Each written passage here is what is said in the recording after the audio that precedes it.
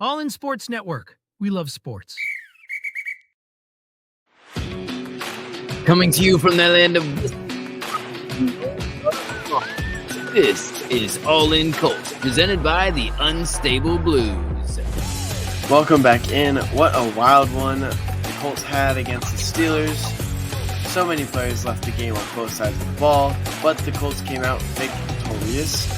We will run through the stats and the intangibles, and you won't want to miss our Mayflower move of the game. So let's go All In Colts. I'm Kevin. This is my son Liam, and we are the Unstable Blues. Happy to present All In Colts as part of the Rogue Media Sports Network. Before the game even started, Ryan Kelly was ruled out. Yep. So the rookie, Tanner Bortolini, made his first NFL start after being a healthy scratch in the first 3 weeks of the season. So first time in an actual NFL uniform, he was starting. Yeah, great for him. He had a really good reaction after the first drive happened. So, I mean, you want to see it? Yeah, let's see it. As they march it right down Pittsburgh's throat. That's awesome. Yeah. Now go the last one. He high fives there. You can't necessarily make it out until you go slow, which I did when I edited it. That's Ryan Kelly. He went back to make sure that he high fived Ryan Kelly as well. So that's awesome. Yeah. And then the injuries that happened during the game. Anthony Richardson had a hip problem. Didn't look like it was a hip problem, but I could see how it was that. Looked like a kidney initially, like Minka Fitzpatrick just came elbow or helmet straight in the kidney area. Mm-hmm. Yep. JT also had an ankle problem that was later on in the game, so it wasn't as much of a factor, but still an ankle is not good for future. And then Tyquan Lewis also exited the game with an elbow. So we are just a banged-up team right now. Yes, definitely this game turned into a war of attrition, as they call it. Who is going to survive? At one point late in the game, it looked like the Steelers were going to be without all three of their starting of their top running backs, and they were going to have to go with a guy who they just brought up from the practice squad this week. Mm-hmm.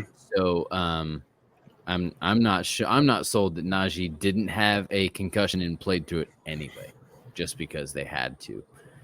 Yeah. Let's get to the narrative. The Colts came out on fire, and as we mentioned, Bortolini knew it. The gauntlet as they march it right down Pittsburgh's throat. I can't get enough. Again.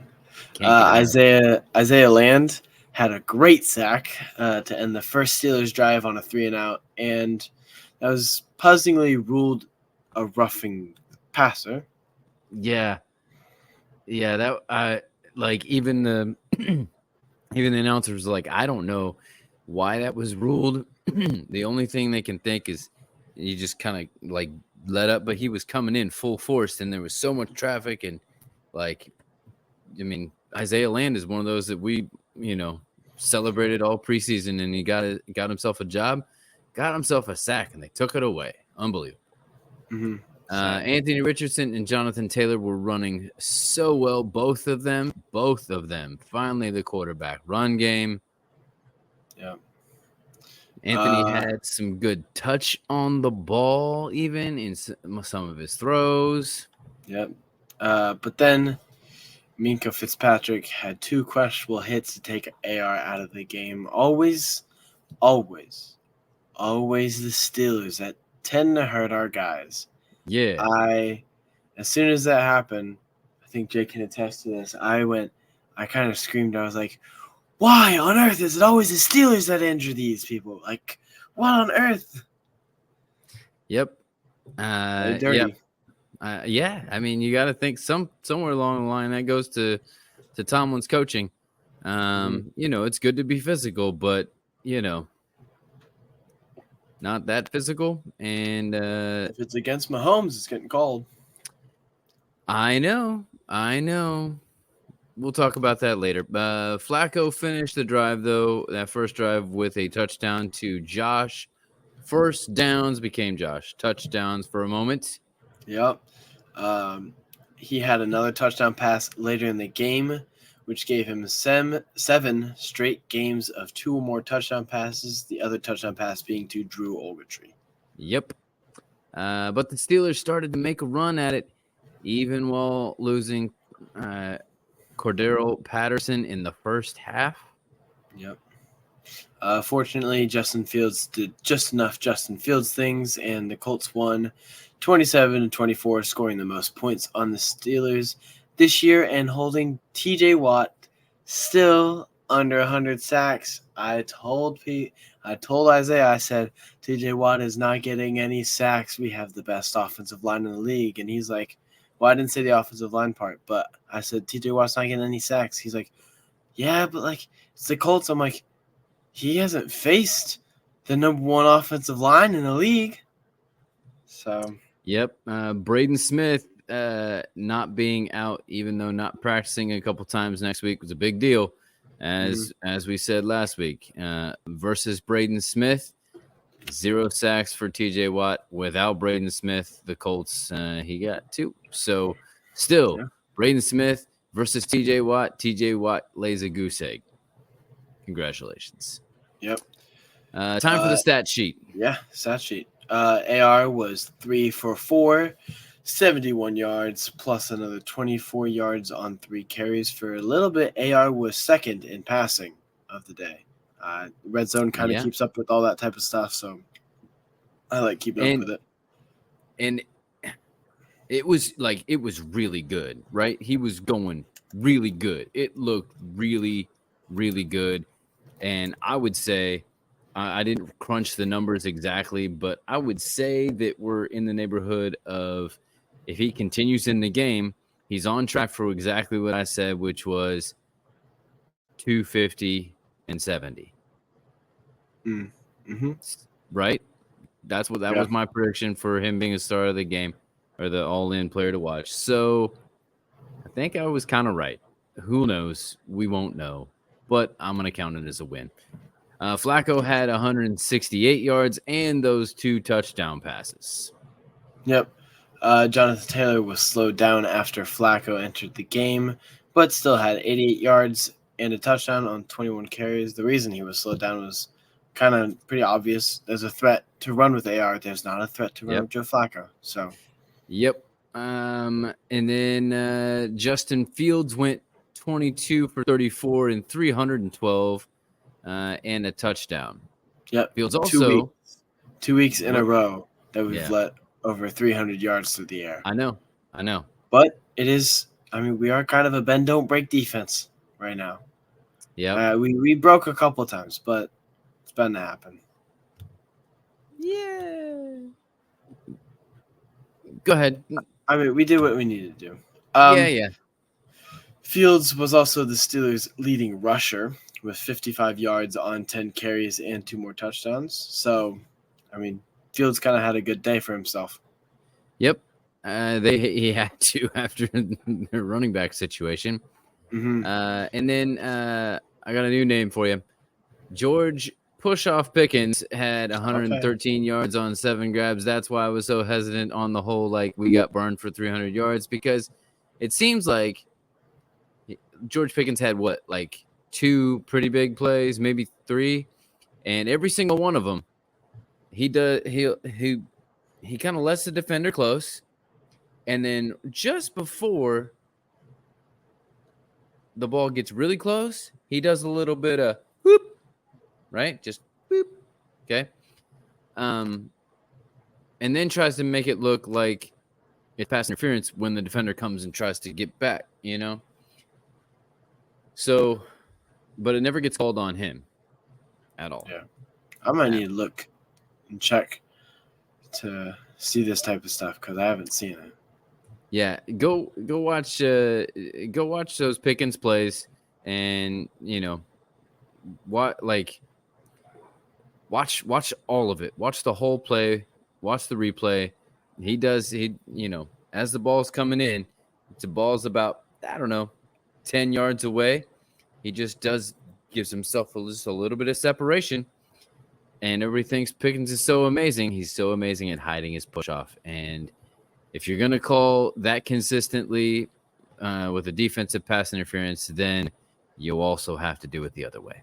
It's just how it goes. I don't care about good call, bad call. I just want it consistent. That's all.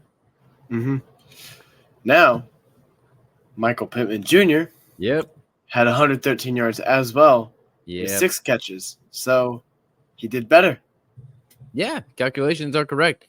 He had just as many yards on less catches. That would be better. Yep. And Josh first downs lived up to his name given by us again with 82 yards on 8 receptions. And that touchdown, he kept the chains a-moving. Yep. Great work from him. Yep. TJ Watt had 2 tackles only, and Patrick Queen only had 7 as well. So held them. Yeah, held them. EJ Speed, though, was everywhere with 13 tackles, which is, I believe, now leading the league. Maybe. Depending on just some quick looking in on that. Yeah. Zaire chipped in with 9, and Nick Cross kept it rolling for him as well with 8. So I'd imagine they're all of them still going to be in the top 5. Maybe one of them drops out. Zaire, I think maybe not. Zaire had 34, and then he got 9, and I believe Nick Cross should be in second. I believe still. That's the afternoon games. I didn't factor in all that stuff, and then of course, the Sunday night game and all that. So didn't factor in all that just yet, but we're up there. It's up there. Yep, the Colts are also recorded 4 sacks with Dio having 1.5. Grove, Taekwon, and Blackman each pitching in a half a sack. Yep. And I mean, one quick thing that you didn't mention that I'm going to mention real quick is Chris Lamons, who stepped up in a big role, had a big fumble recovery. Yep. I saw that. I'm like, is that ball out? And I saw Lamons pick it up. I'm like, oh my goodness, that ball's out. And I saw the replay. I'm like, he did not gain possession at all from that. So, and he put his knee down, but then it was back up and he was doing the splits. And the announcers were all like, and like the camera, everything about the broadcast was like telling you the play was over. And I was like, that is not over. That is not over. Colts ball right there. Yeah, there's a point where both broadcasters were like, oh yeah, no, that he has possession of the ball, and then there was a replay where it looked like you could see it dead on, and one of the broadcasters like, oh no, he never got possession of that ball. That ball's loose. That's Colts ball. And I was like, yeah, that is. Yeah, it is. Speaking of that, the intangibles, they did have those 2 turnovers and 0 on their offensive side. That means done. Efficient game. They protected the ball and they took the ball. Yep, they also ran the ball and kept running the ball too. Always our keys to victory, and even though it was close, doesn't seem to fail, does it? Yeah. And then the Colts defense came out ready to rock. I mean, they just had a lights out first half. They let 3 points up, which is like super, super good. So, props to them. What are some other of your intangibles? Matt Gay. Yep. Are you kidding me? I was thinking about this earlier. I'm like, okay, how do I address this in the podcast? And then Matt Gay missed a field goal. I'm like, okay, I'll address it there. I think it's a new era of kickers. Justin Tucker is not as good. Matt Gay is an older guy. He's not as good. Matt Prater's already left. There are a couple other older guys. It's time. It's time for the younger guys. Young Wei-Koo, I mean, he hit a 60-yarder, 59, something like that to win the Falcons game. Spencer Strader is a younger guy that we can definitely use. He's shown promise. Brandon Aubrey's a younger guy. So is Jake Moody. Brandon Aubrey, though. Brandon Aubrey missed one. Should have hit. Okay, but like, doesn't everybody? I'm just saying. Brandon Aubrey's was like a 56-yarder or something like that. Yeah. I'm just saying, I think it's time for a new generation. I think it's time we say goodbye to Matt Gay. I'm saying, Let's hear what Coach Shane Steichen had to say about it. Matt Gay missed another field goal wide left. It was a long field goal. Yeah. Any concerns there with him moving forward? Yeah, obviously, we want to make the kicks, but he came back and had a big time make right there at the end. But yeah, we got to make the kicks. it's true. We got to make the kicks. You got to make the kicks. And I'm not just saying this as for example, Pat McAfee on College Game Day does this thing where he gives out money if a person can make the kick. Yeah. And they're just fans that just gripe on the kickers. Yeah. I am not just a fan that gripes on the kickers. What he hit or what he missed, I can hit that. Like, I actually can. I'm not just saying this. You have hit it. I have hit it. Yeah. We're going to need video proof. I'm going to need to kick a field goal at some point. And, Okay. I don't know, at some point. Maybe whenever I come back to Robinson or something like that. You're telling me that you cannot get with some of your football friends there at your college and set up. Probably not. All my football friends are on the JV team. Yes, a lot of them start, but that doesn't mean anything. You can't set up because your brother was watching College Game Day this week whenever the dude missed it, and he played soccer for 12 years, and he missed it. Dude from Alabama. He came close a couple times. One was just short, and one was just wide right. And he said, Liam needs to do that. Well, Liam could win that. There's no College Game Day that I know of that's close.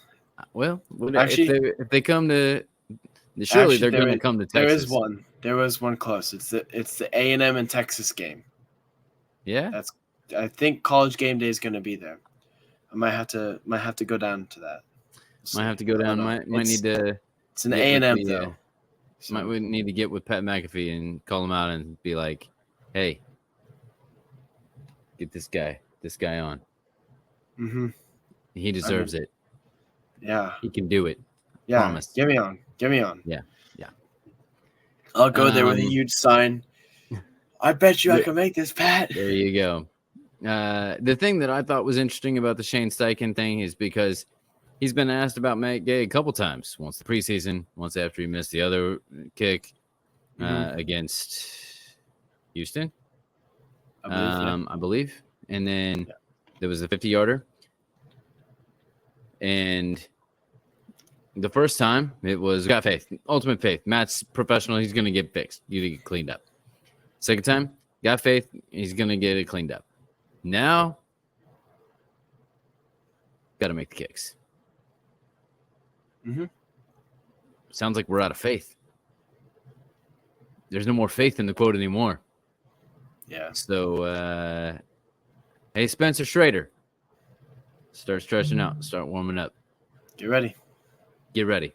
We're calling you in. We're calling you in. So I'm sure the coaching staff will catch up with us at some point soon. Yeah. This is usually how this works. We say something, and then eventually the organization, catches up with what we're saying. So yeah, we're just ahead of the game. Yep. You have any other intangibles? I do. You just Matt. Yeah, that was pretty much it. Like you said, the game is completely different after AR leaves. The RPOs are not a threat because Joe's not running it. He did run twice, but he came up short on that one first down. The sacks are more likely because he's just going to stand in the pocket. It's a little bit more like Matt Ryan, statue in the pocket kind of deal. And then that just is going to put more defenders in the box handling the run, which leaves open possibilities. But when you can't balance your play action with your run game because you can't effectively run the ball, then, it's just not going to be. The fact that they held TJ Watt in check was incredible. And then I had one other question for you. How do you feel about the officiating on Anthony Richardson? You alluded to it. Um, Here's your platform, sir. I think that things need to be called fairly. If that was, like I said earlier, if that was Patrick Mahomes, it's getting called 100%. Even if it's not an actual flag. He got hit hard. Boo-hoo, he got hit hard. I don't know if you saw the horse collar tackle from last week. Maybe. JT got a horse collar tackled. I forget who it was. Right? We all called it like at the time. We're like, that's a why. It got fined. A fine doesn't do the Colts any good during the game. Yeah. We need a flag to actually correct the problem in game. A fine doesn't do any good. Now, I agree with you. I thought the same thing. If that's Mahomes, it's getting called every single time. But then I continued watching, and I saw a Justin Fields slide that also he got banged up. I saw that too. And so, in the grand scheme of They were calling it. Not the league itself, but in the grand scheme of the game itself, it looked They as were calling it equally. It got, and then there was also. Do you see the big play down the sideline with the A.D. Mitchell and the Minkah Fitzpatrick flag on that one? He got flagged for unnecessary roughness on that. It wasn't pass interference because the pass was already passed and whatever, but Minkah came in after the fact and gave him it was like a shoulder to shoulder with a little bit of a helmet tap, just a touch, right? That probably honestly shouldn't have been called. But correct me if I'm wrong. I'm not that great at reading lips. But Tomlin was talking to the side judge, and this was the guy on the opposite side of the field who didn't make the call. But I know that I read this lips right. He goes first quarter. Like in the middle of the conversation, he said first quarter. Which led me to believe that the refs actually do makeup calls. And that was a makeup call for the Anthony Richardson hit in the first quarter against Minkah Fitzpatrick. That it was close enough that they had a discussion and said, you know what, this is kind of a makeup call. That Kevin's conspiracies. I know. I think the world's out to get us, but that's what I thought. Whenever I was watching it, I was like, "Oh, Whenever I saw that hit on AR, I was like, "Come on, you gotta call that!" And I'm like, I was mad because it was obviously Anthony Richardson. I want to protect my quarterback, but then I'm like, refs, you gotta be safe with quarterbacks. Like it just became a generic quarterback thing. Yeah, because I'm like, I don't know. You see people getting hit off slides and stuff like that. Like Justin Fields got hit off slide. Justin Herbert has gotten hurt pretty badly over some unnecessary stuff this past couple of weeks. Still fought through it. He's played pretty good as well. Joe Burrow as well. I mean, there's one person who hasn't gotten anything, who's gotten everything called, but we're not here to talk about him. we're not.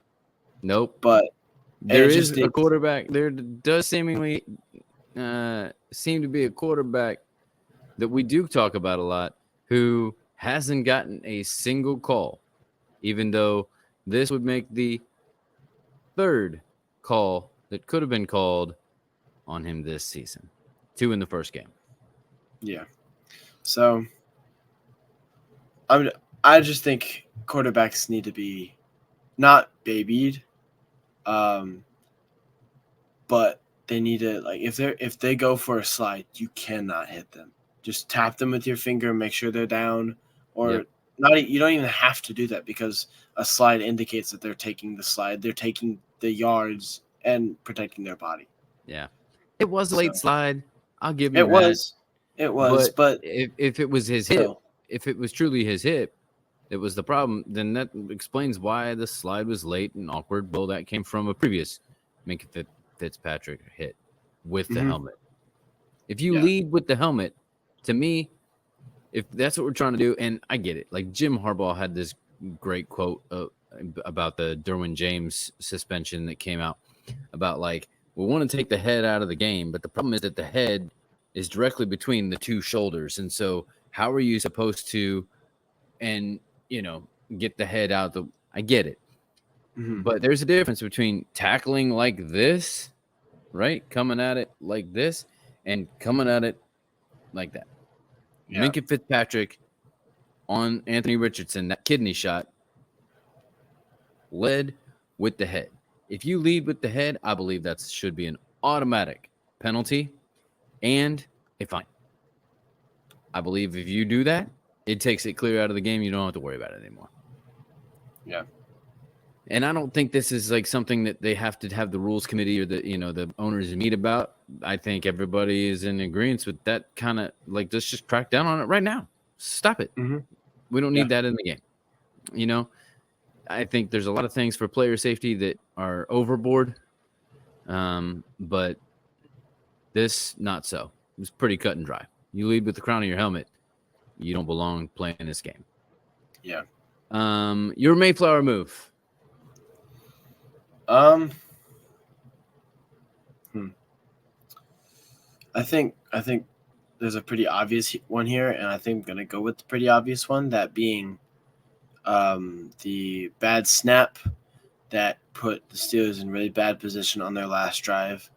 Because with how easily the Steelers were able to move it down the field those past couple of drives, I was a little bit worried. I'm like, we're giving them a chance to win the ball game right here. And then the bad snap happened. I'm like, oh my goodness, it's second and like 20 something. And we just got saved by a bad snap. Like, realistically, that ball game could have gone any which way but a bad snap. And it was – no, never mind. It wasn't. This different game. But – and like literally that's just jitters. A jittery play won the Colts the game. So am I proud of the win? Yeah, I would. I mean, yes, I'm proud of the win. We held TJ Watt. It's not like we played bad at all. We played really good. We matched a 3-0 team who is rightfully 3-0 or 3-1 now. TJ Watt should have been the defensive player of the year last year, in my opinion. And he was looking to be the defensive player this year as well. Oh, yeah. But only 2 tackles against the 1-2 Colts. But I mean, I'm definitely proud of the win, but it's just how much one play could affect an entire game. Oh. And that just put them in terrible field position. Then they had to pass, and then the Colts were able to just play a prevent defense. Like, hey, don't let them get this many yards on this play, and then stop them from getting the first down. And then it was by the end of it was a 4th and 10. I think it was like an incomplete pass or something like that. I thought he went down the field on third down. Blackman could have intercepted it.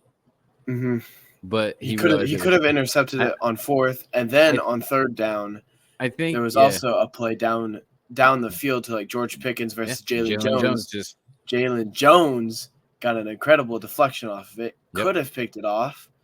Yep. But didn't necessarily need to. So yeah, I wondered whenever it happened if Blackman did actually the smart move by going and just I think he kind of had it and then he almost like dropped it on purpose. I felt like realizing that like they're in better field position if he doesn't intercept it rather than but I think it didn't matter because you're doing a kneel down. Yeah, at that point, Steelers don't have enough timeouts to deal with anything. So like you're kneeling down, so take the pick if you have it.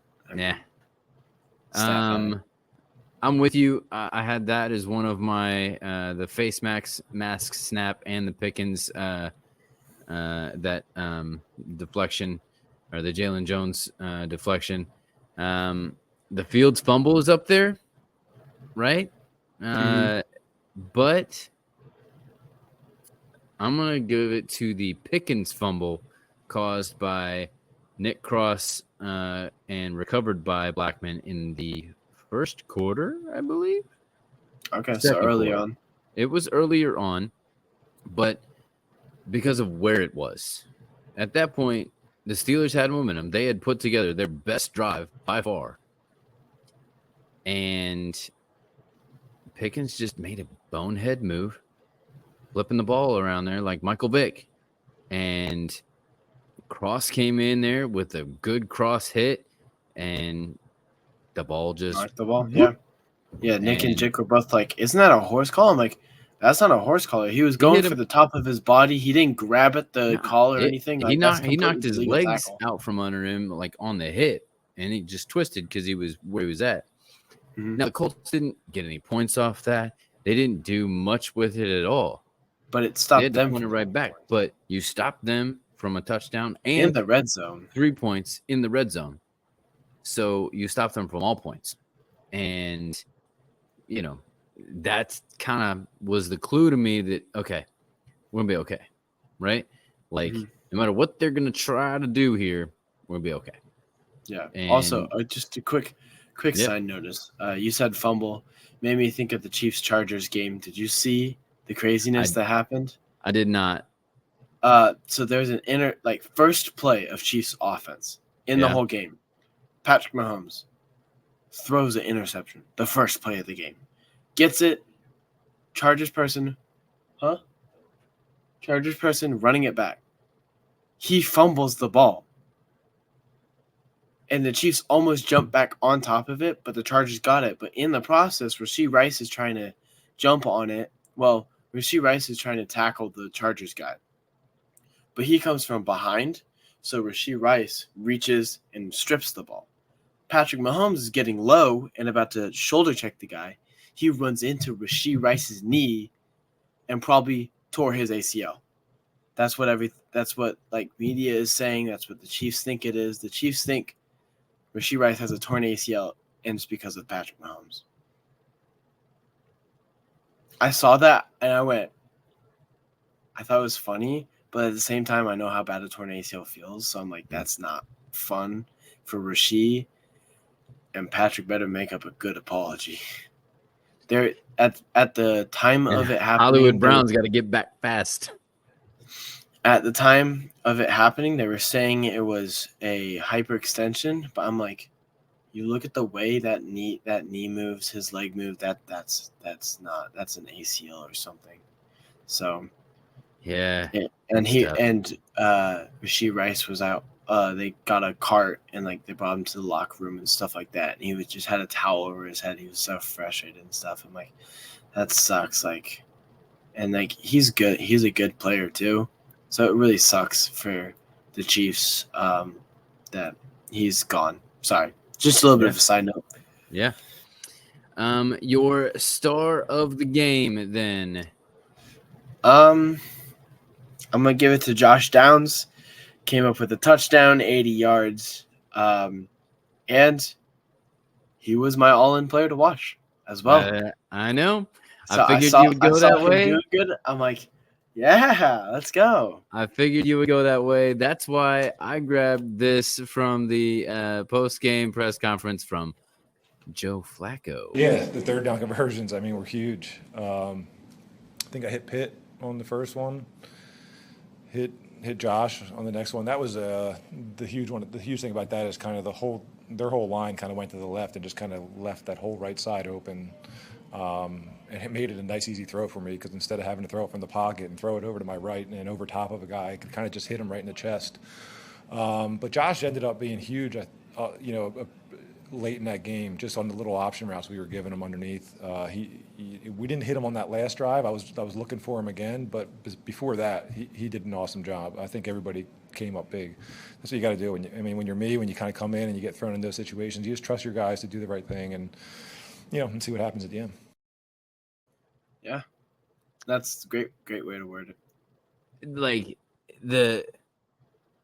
Now, I'm not discrediting Anthony Richardson at all, but just to hear the vet in him, and all of the the line in the played with pocket a and the ton this of and the that. different And, like, it was teams. easy. And like his if you got a chance, go back and watch his whole post game press conference. It's 7 minutes of just old man football talk. He talked about how, like, there's no way for me to prepare to be in that moment.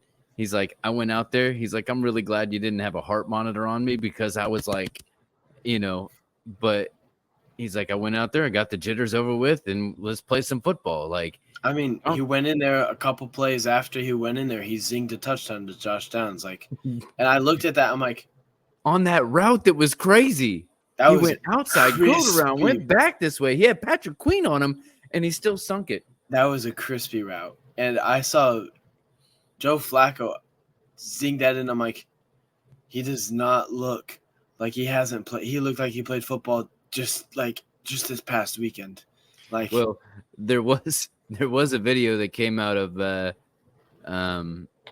Joe Flacco and Shane Steichen going back and forth, delivering deep balls to the receivers during warm-ups this week in practice. So, like, Flacco and Steichen just going back and forth, and both balls just dropping in. Coach has got it still too. So yeah, I mean, he coached Phillip Rivers, Justin Herbert, Jalen Hurts, now AR. I mean, you gotta have something. And Flacco, you gotta have something. That's right. My star of the game. It's tough. Because JT had a day. AR was on track to have a really good day.